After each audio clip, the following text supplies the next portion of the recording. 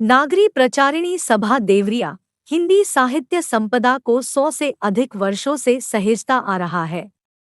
इनमें विगत दिनों हमारे प्रतिनिधि अंजनी उपाध्याय अवकाश प्राप्त प्रधानाचार्य नागरी प्रचारिणी सभा देवरिया के पूर्व मंत्री कवि इंद्र कुमार दीक्षित से वार्ता की। इन्हें नागरी श्री सम्मान भगवती प्रसाद गुप्त सम्मान से नवाजा जा चुका है। संपदा न्यूज क्रमशः अन्य विभूतियों का साक्षात्कार प्रस्तुत करेगा। प्रस्तुत है इसकी पहली कड़ी। संपदा से मैं आर्टिफिशियल एंकर पलक।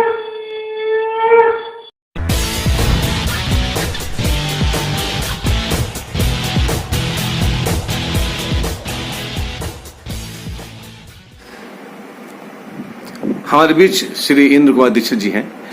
कुछ प्रश्न। आप विज्ञान के शिक्षक भी रहे हैं और प्रभावी अध्यापक भी रहे हैं।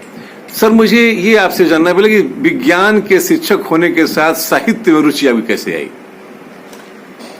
बहुत ही अच्छा प्रश्न किया आपने उपाध्याय जी। विज्ञान पढ़ना रोजी रोटी कमाने के लिए मेरी व्यवस्था रही। जी। उस जमाने के पढ़े हुए हैं जब विज्ञान शिक्षक बहुत कम हुआ करते थे। ये 68-70 का जमाना था जी। तो साहित्य और सामाजिक विषयों के शिक्षक तो बहुत होते थे जी। लेकिन गांव में उस जमाने में इक्का दुक्का विज्ञान के विद्यार्थी BSc MSc होते थे। तो हमने एक लक्ष्य बनाया कि अगर मैं विज्ञान शिक्षा प्राप्त कर लूं तो मुझे रोजी रोटी मिल जाएगी, और हुआ भी यही जी। जब ही मैंने BSc किया 1969 की बात है, तो उसके बाद मुझे एक ब्रह्मपुर में इंटरमीडिएट कॉलेज है जी, गोरखपुर में जी। तो वहाँ मुझे अध्यापन का कार्य मिल गया जी। लेकिन उससे मैं संतुष्ट नहीं हुआ जी। हमारे परिवार में मेरी माता जी बड़ी भावुक महिला थी जी। वो गीत बहुत अच्छा गाती थी। तो जब वो गीत गाती थी और विवाह के या संस्कार के गीत जब घर में विभिन्न अवसरों पर तीज त्योहार में वो गाती थी, तो उन गीतों को सुन करके मेरी आंखों से आंसू आ जाते थे। तो ये भाव पक्ष तो हमारा वहीं से जुड़ता है।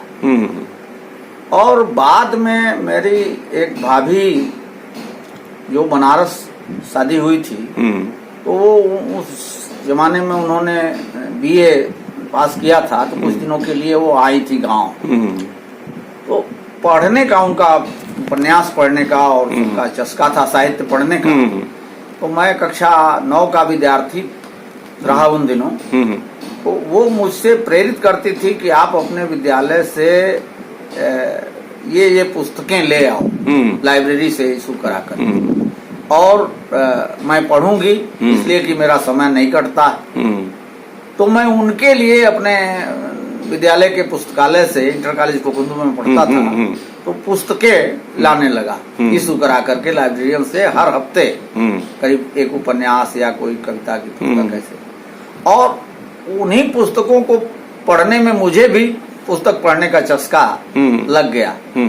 और वो बात जब मैं ग्रेजुएशन में पहुंचा, इंटर में पहुंचा, तो वो चस्का और बढ़ गया। तो उन दिनों तो साहित्यिक तो नहीं, लेकिन ये उपन्यास बहुत पढ़े जाते थे जो जिसको पटरी साहित्य पहले कहा जाता था, जासूसी उपन्यास और इस तरह के। तो कुशवाहा कांत को, ओम प्रकाश शर्मा को का और इब्न सफी BA का जो आसानी से समझ में आ जाते थे वो उपन्यास, लेकिन कहानियां बड़ी मजेदार होती थी। तो उनको पढ़ने लगा और वहीं से मेरी साहित्यिक अभिरुचि का विकास हुआ। और मैं कविताएं भी बहुत पसंद करने लगा और छिटपुट कविताएं करने भी लगा उन्हें। सर, उसके बाद आपकी रचनाएं कितनी हैं, कितनी पुस्तकें आपकी प्रकाशित हो गई हैं और कितना लिख करके आपने अभी मतलब तैयार करके आप?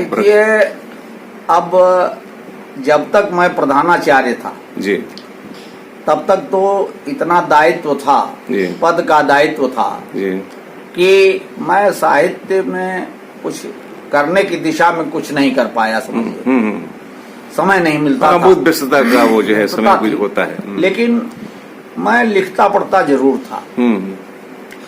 तो एक यहाँ कवि हुआ करते थे, इसी गत वर्ष ही वो दिवंगत हो गए। नाम था श्री जोगेंद्र नारायण चतुर्वेदी वियोगी। जी जी। वो जिसके अंदर भी कुछ साहित्य का उन्मेष देखते थे तो उसको नागरिक प्रचारणी सभा से जरूर जोड़ते थे। तो 1997 में मैं देवरिया में घर बनवाया और जब यहाँ रहने लगा तो वियोगी जी मेरे घर पर आने लगे और यहाँ बैठकी होने लगी। फिर उन्होंने कहा कि प्रिंसिपल साहब आप लिखते बहुत अच्छा हैं, आप नागरिक प्रचारणी सभा से जुड़िए, काव्य गोष्ठी से, और वहाँ से आप पुस्तकें भी पढ़ सकते हैं। और तो मैंने कहा कि भाई हमारे पास समय कम है, और लेकिन फिर भी वो उनका प्रयास इतना रहा कि मैं वहाँ से जुड़ गया। बाद में सीसी रोड के पीछे एक मंचीय कवि हुआ करते थे, संत शरण करुणेश। वो संयोजक थे कवि सम्मेलनों के। उनसे परिचय हुआ और उन्होंने भी बहुत मुझे प्रेरित किया कि आप के अंदर कविता मौजूद है और आप मंचों से जुड़े। फिलहाल मैं मंचों से तो नहीं जुड़ पाया, लेकिन नागरिक प्रचारणी सभा से जरूर जुड़ गया और वहाँ के कार्यक्रमों में जाने लगा। और तब से मैं कुछ नियमित लेखन उसी समय से हुआ। फिर बाद में एक पत्र यहाँ से निकलता था, दिग्दर्शक, अच्छी तरह स्टेशन रोड से, परमेश्वर जोशी के, आचार्य परमेश्वर जोशी के संपादन में जी एक पत्र निकलता था, दिग्दर्शक। वो साप्ताहिक पत्र था उन दिनों। और एक दो बार आचार्य परमेश्वर जोशी जी ने मुझसे अपनी कविताएं मंगाई और जब उन्होंने उन कविताओं को प्रकाशित किया और लोगों की प्रशंसा मुझे मिलने लगी तो मेरा मन जो है थोड़ा साहित्य की ओर उन्मुख हुआ और मैं तब से कुछ आलेख, कुछ समीक्षा और कुछ कविताएं वगैरह जो है नियमित रूप से दिग्दर्शक में देने लगा और वो प्रकाशित होने पर मैं साहित्य की ओर उन्मुख हुआ। फिर धीरे धीरे कुछ अन्य पत्र पत्रिकाओं में भी मैंने भेजा और वो छपा। पुस्तकें भी कुछ प्रकाशित हैं आपकी? हाँ, मेरी एक पुस्तक कविता की 2005 में प्रकाशित हुई जी। नाम मैंने वो अपने ही प्रयास से मैंने प्रकाशित किया और उस समय तक की जो कविताएं मेरे पास संकलित थी और कविता में मेरा कोई एक ढर्रा नहीं रहा। मैंने हर तरह की कविताएं लिखना उस समय तक शुरू किया था। उसमें मैंने दोहे भी लिखा, मुक्त छंद की कविताएं भी लिखी, छंद वाली कविताएं भी लिखी, कुंडलिया लिखा, भोजपुरी में भी लिखा, हिंदी में भी लिखा और गजलें भी लिखा।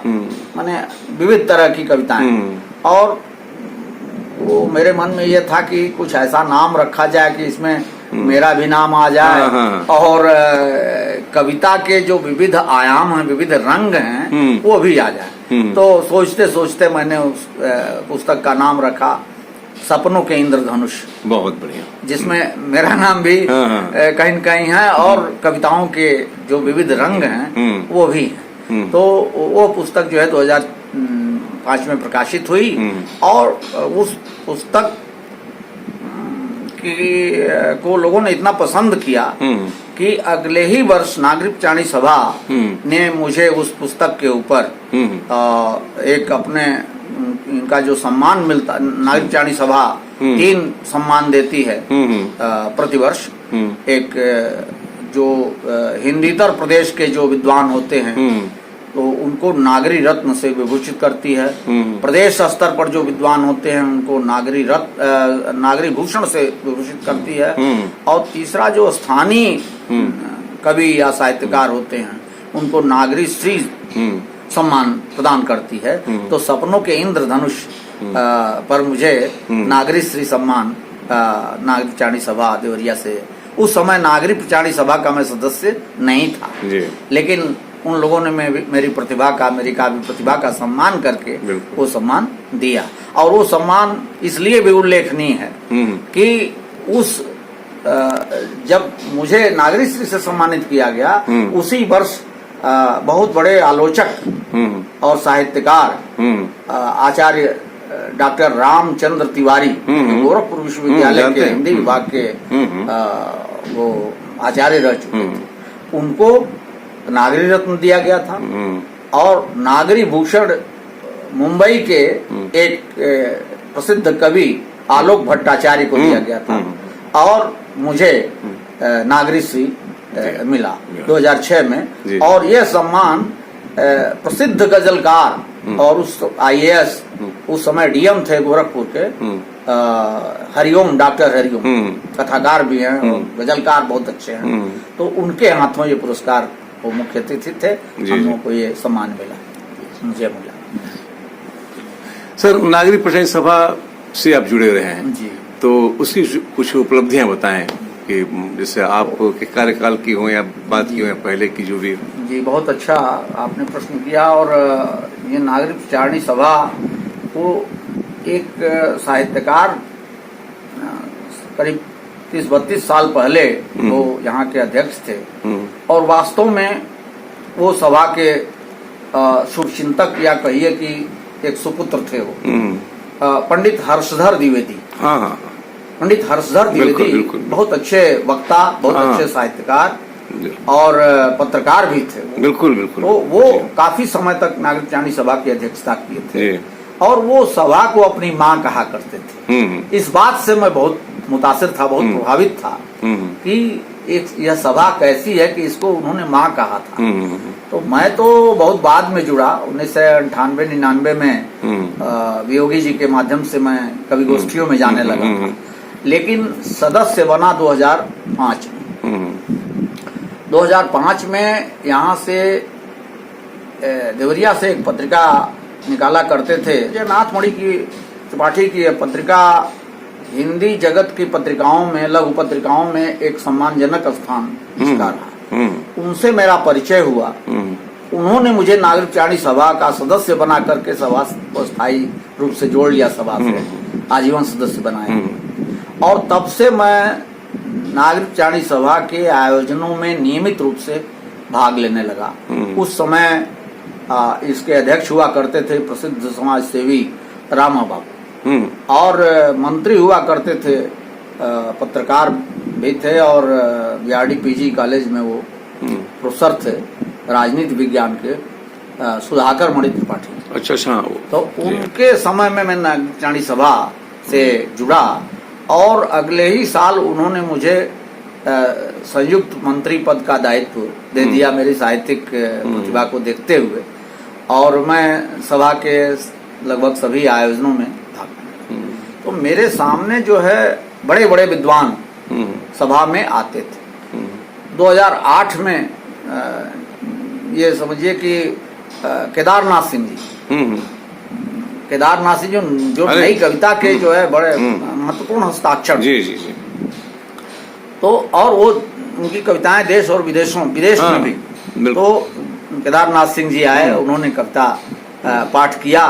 मैं उस समय संस्था के पदाधिकारी होने के नाते उनके बगल में मंच पर बैठा और इसके बाद समझिए कि बहुत सारे लोग श्रद्धेय मोती वीर जी का सम्मान 1997-98 में सभा में हुआ था प्रोफेसर लारी आजाद के सौजन्य से और राजेश्वरी शांडिल्य जी ने एक उनके ऊपर ही एक विशेषांक अपनी पत्रिका का प्रकाशित किया था। और यहाँ की जो परंपरा थी, यहाँ आगे जी पधार चुके थे इस सभा में, राम कुमार वर्मा जी आ चुके थे, भानु प्रताप मेहता आ चुके थे, बड़े बड़े देश के चोटी के विद्वान यहाँ आ चुके थे।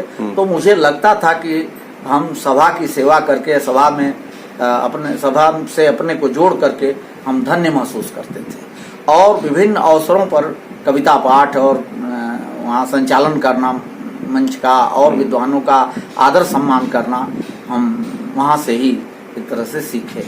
और बाद में यहाँ मैं मंत्री पद 2014 में सभा में हर 3 वर्ष पर कार्य समिति का चुनाव होता है और लोकतांत्रिक तरीके से सभा चलती है।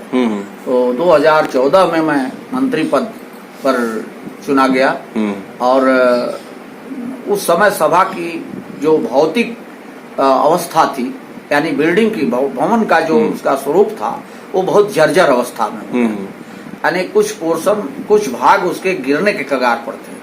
पूरा भवन काला पड़ चुका था। मेरे मन में बड़ी पीड़ा होती थी, मैं सभा के इस हालत को देखता था। तो मैंने और उस समय की कार्यकारिणी ने सब लोगों से मैंने विचार विमर्श किया जब मैं मंत्री हुआ कि सभा की जो भवन है ये अत्यंत जर्जर हो रहा है, आप लोग कुछ उपाय कीजिए। सब लोग बैठे और ये हुआ कि कार्यकारिणी के सभी सदस्य 5100 रुपए का योगदान सहयोग सभा को दें और एक आदर्श प्रस्तुत करें कि हम सभा के लिए कुछ करने जा रहे हैं। जितना हो सकेगा हम इसके भवन का उन्नयन करेंगे, उसका जीर्णोद्धार करेंगे और बाकी तब हम समाज में सहयोग के लिए जाएंगे। निश्चित रूप से लोग समाज के सहयोग करेंगे और मेरे इस बात का, ये संकल्प का ये प्रभाव पड़ा। ये कार्यकारिणी में पास हुआ और 5100 का चेक मैंने उसी क्या कहते हैं कि बैठक में मैं ले गया और उसके देखा देखी अब 5100 रुपए कार्यकारिणी के सदस्यों से आना शुरू हो गया। किसी ने 15,000 दिया, किसी ने 11,000 दिया। फिर हम लोग जत्था बना करके, टोली बना करके सुधाकर मणि त्रिपाठी जी की अध्यक्षता में और चल पड़े और बाजार से हम लोगों को सहयोग मिला। 3 वर्षों में लगभग 8-10 लाख रुपए का सहयोग मिला। उसमें 2 लाख रुपए एक केडिया व्यवसायी हैं, वो संजय केडिया उन्होंने दिया और 1 लाख रुपए का सहयोग जो है डॉक्टर अशोक वाजपेयी, उस समय एमएलसी हुआ करते थे हरदोई से, उन्होंने दिया और 15,000, 21,000, 51,000 तो बहुत लोगों ने दिया। और उस 8-10 लाख रुपए से हमारी कार्यकारिणी ने उस बिल्डिंग का, उस भवन का कायाकल्प किया और आज वो भवन लगता है कि वास्तव में किसी साहित्यिक संस्था का भवन है। और नगर पालिका में उस समय अध्यक्ष हुआ करती थी अलका सिंह, अभी भी अध्यक्ष वही रही हैं, फिर से उन्होंने चुनाव लड़ा है। उनके पति थे मनोज कुमार जी। मनोज कुमार सिंह जी से जो उन्होंने कहा तो उन्होंने जो कच्चा फर्श था पूरे परिसर का, उन्होंने खरंजा करा दिया, इंटरलॉकिंग करा दिया। उसके बाद हम लोगों ने उनसे आग्रह किया कि यह गेट विहीन है, यहाँ कोई वो नहीं है, गेट नहीं है, 4 दीवारी नहीं है। उन्होंने गेट, बहुत भव्य गेट बनवा दिया नगरपालिका का। तो हम नगरपालिका का भी आभारी हैं कि हुए कि मतलब उन्होंने ये किया। दूसरे कार्यकाल में और भी ज्यादा, जब परमेश्वर जोशी जी हमारे अध्यक्ष के रूप में आए तो वो यहाँ हमारे व्यापारी वर्ग, व्यापार मंडल के भी वो कार्यकर्ता हुआ करते थे, विभिन्न पदों पर रहे थे। और भृगुनाथ प्रसाद बर्नवाल जी थे और कभी सरोज पांडे थे, हमारे पूर्व मंत्री रह चुके थे।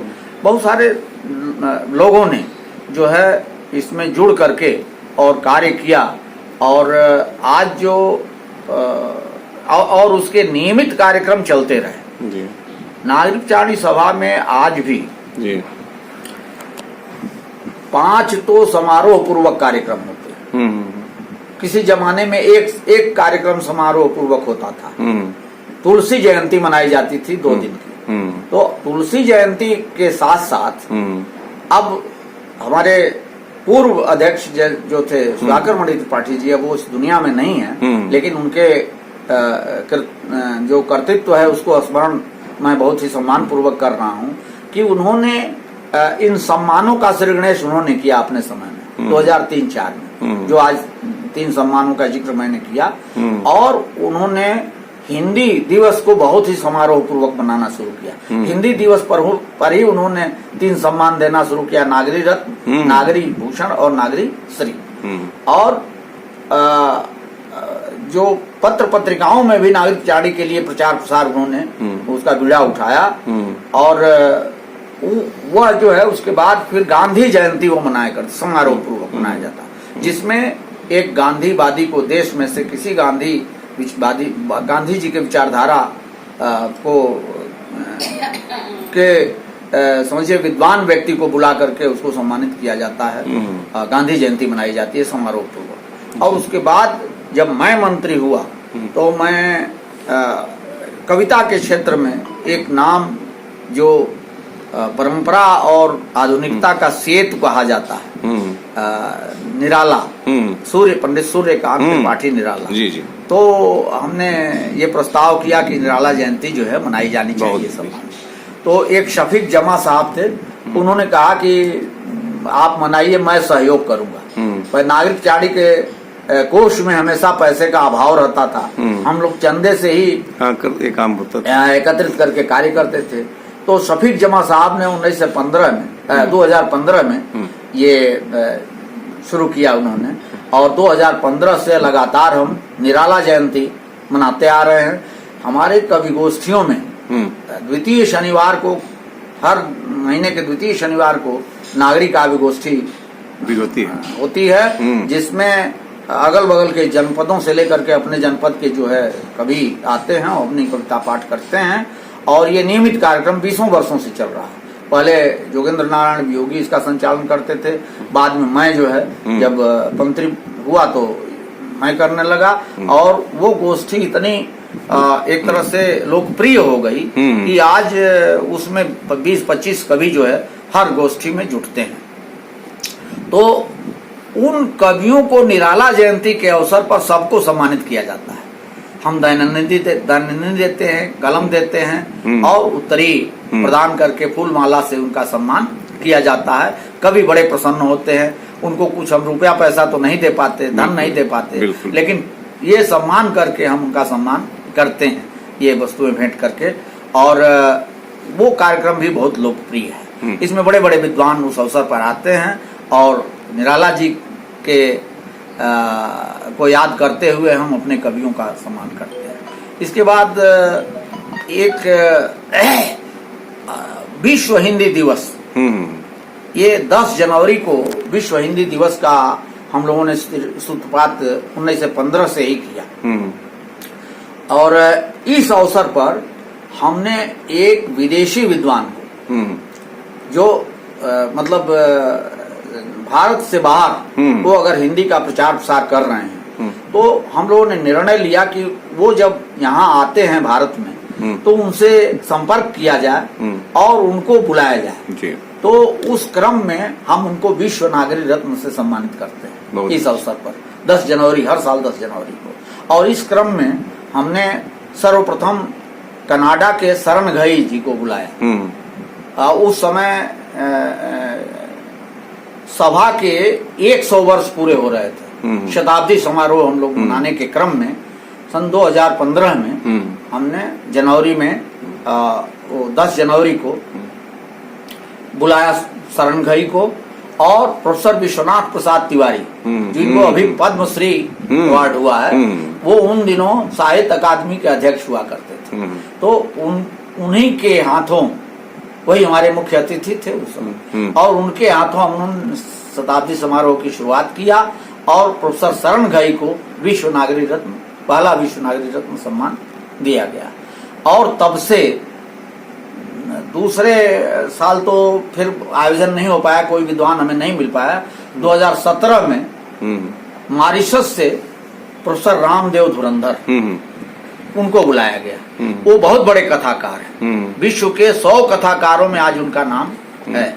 उनको हम लोगों ने विश्व नागरिक रत्न से सम्मानित किया।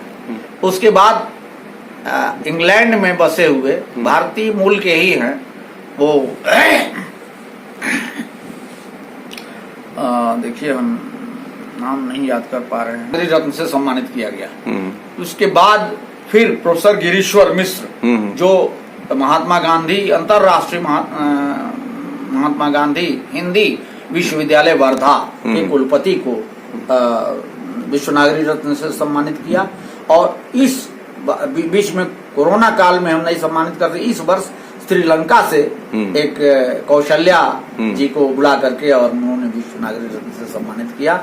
और इसके अलावे विभिन्न अवसरों पर काव्य गोष्ठियां, काव्य सम्मेलन और समय समय पर विचार गोष्ठियां और होली मिलन और ये भारतीय नव वर्ष पर भी हम एक कार्यक्रम नागरिक चाड़ी में नियमित रूप से हर साल लगभग करते रहते हैं। तो इस तरह से बहुत बड़ी उपलब्धि है ये जी। और ये सक्रिय है संस्था, आज भी 108 वर्ष पूरे कर रही है और ऐसे दीर्घ जीवन में ये चल रही है। बहुत सारी साहित्यिक संस्थाएं जो हैं वो बंद हो गई और नागरिक चाड़ी नाम सभा नाम से तो बहुत संस्थाएं जिलों में, गोरखपुर में भी एक खुली, लेकिन वो उनकी सक्रियता अब नहीं है। लेकिन देवरिया की नागरिक चाड़ी सभा की सक्रियता आज भी बनी हुई है और यह सब यहाँ की जो समुन्नत जनता है, जिनको हम कह सकते हैं कि प्रबुद्ध जनता है, प्रबुद्ध लोग हैं,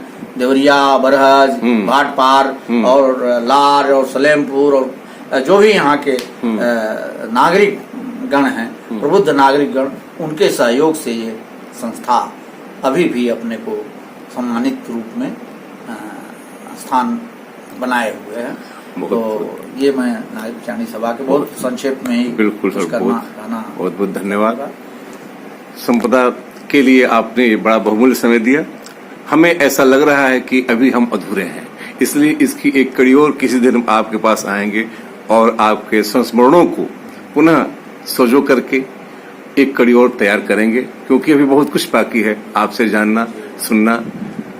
हम संपदा की तरफ से आपको शुभकामनाएं देते हैं, धन्यवाद देते हैं। नमस्कार। बहुत अच्छा लगा भाई अंजनी कुमार उपाध्याय जी आपसे आपके स्टूडियो में आकर के, और आप साहित्य के प्रति जो आपका समर्पण है ये आपको पैतृक देन है। श्रद्धेय गुरुवर मोती वीए जी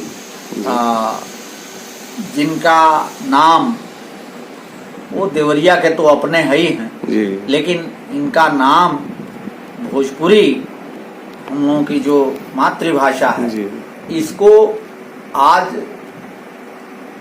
3 दर्जन देशों में जो इसकी उपलब्धि है वो मानते हैं कि उसमें मोती वीए जी भी एक कड़ी के रूप में हैं और वो पढ़ाए जाते हैं, उनको लोग सुनते हैं। फिल्म जगत से लेकर के और साहित्य जगत और अंग्रेजी, हिंदी, भोजपुरी और उर्दू 4 भाषाओं में एक साथ उनकी रचनाएं हम लोग पढ़ते रहे हैं और उन रचनाओं का जो सौष्ठव है, जो उनकी ऊंचाई है, वो हमको लगता है कि आज के कवियों में अब वो बात नहीं है। हमको उन तक पहुंचने के लिए बहुत बड़ा सफर तय करना पड़ेगा। वो हमारे आदर्श हैं और उस आदर्श को प्राप्त करने के लिए यहाँ के नए कवि प्रयास करें, सीखें। हमारे पास ऐसी धरोहर है जो अन्यत्र कहीं नहीं है। हम उनका बहुत बहुत श्रद्धा सुमन अर्पित करते हुए और धन्यवाद देंगे संपदा न्यूज को कि उनकी धरोहर को समेटते हुए वो बहुत ही अच्छा साहित्यिक आयोजन कर। धन्यवाद सर।